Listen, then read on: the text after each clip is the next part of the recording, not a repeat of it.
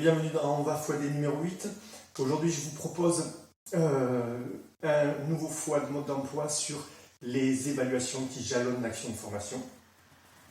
Donc, c'est un travail librement inspiré et une adaptation à la formation professionnelle de ce qui est fait pour des étudiants par Emmanuel Sylvestre de l'Université de Lausanne. Et je vous mets en lien une interview de Christophe Battier qui interviewe Emmanuel Sylvestre pour comprendre ce vadémécum sur l'évaluation à l'université en formation à distance. Ici, moi ce qui m'intéresse avec vous, c'est l'adaptation à la formation professionnelle, c'est-à-dire les plus petits groupes, que ce soit des stagiaires de la formation professionnelle ou des salariés en formation continue, en formation professionnelle tout au long de la vie. Donc, on est sur les plus petits groupes et ce qu'on recherche, c'est en fait les évaluations qui jalonnent la formation, c'est-à-dire les évaluations qui permettent d'attester la présence et d'avoir donc des financements de la formation. Donc, ce n'est pas que les évaluations qui attestent la présence, on sait que c'est aussi l'assistance pédagogique. Donc, dans ce tableau, je vais vous proposer plusieurs variétés et aussi l'aspect que j'ai gardé, c'est quel est le niveau de compétence que je viens voir et la relation avec le lieu de professionnel, donc le transfert des compétences directement sur le lieu professionnel. Donc plus qu'une attestation de présence, là, le travail que je vous propose, c'est bien de chercher en quoi mes évaluations variées permettent. Donc l'intérêt est de voir comment les évaluations permettent de rompre la monotonie et de mieux exploiter les compétences travaillées en lien avec le lieu de travail, même on pourrait dire presque en formation en situation de travail, avec la fameuse AFEST qui vient d'arriver. Je vous explique le tableau. Voici le tableau sur les différents types d'évaluation. Donc en haut, vous voyez, j'ai mis des modalités asynchrones, synchrones. Ce qui m'intéressait aussi, c'était de bien voir quel temps de conception ça prenait pour le formateur, de considérer ça, et ensuite le temps de correction, alors plutôt sur de l'individuel, et ensuite sur les travaux de groupe, on se place plutôt sur de la facilitation, correction, facilitation, donc un intérêt différencié par rapport à la posture du formateur. Ensuite ici, en plus clair, c'est les possibilités d'évaluation par les pairs qui peuvent alléger le travail de correction et renforcer plutôt le travail de facilitateur du formateur.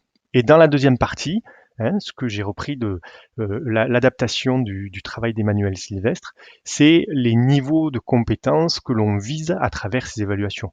C'est bien sûr à titre tout à fait indicatif. Vous pouvez totalement modifier, selon les travaux que vous demandez, ce type de compétences. Alors, je vais prendre un exemple, mettons, c'est-à-dire que on peut, voilà, quelque chose de classique, demander la synthèse d'un document, le formateur fournit un document, donc ça a un petit travail de recherche pour le formateur, mais c'est pas très long à concevoir. Par contre, on va être face à pas mal de temps de correction, puisqu'il va falloir corriger individuellement. Et même si on fait des rendus de groupe, ça demande de suivre bien le groupe et de faire des synthèses globales, donc un travail de correction assez important. Là ici, bien sûr qu'on peut mettre en place une évaluation par les pairs, donc on modifiera, puisqu'on va aller chercher aussi des compétences d'évaluation dans les groupes, mais ça demande un gros travail de suivi et de facilitation. Là ici, vous voyez sur des domaines, donc écrit simple, production d'un document écrit, oral, questionnaire, et ensuite je vous ai mis réalisation d'une vidéo. Et donc j'ai rajouté sur certains vraiment des outils qui facilitent l'exploitation sur le terrain professionnel. Donc là ici, la création d'un outil spécifique à l'alternance, donc au lieu professionnel. Donc on est bien sûr dans une modalité asynchrone, puisque là on est sur un aller-retour avec le lieu professionnel. L'avantage, c'est que pour le formateur en temps de conception, c'est rapide, il y a juste des consignes claires à donner.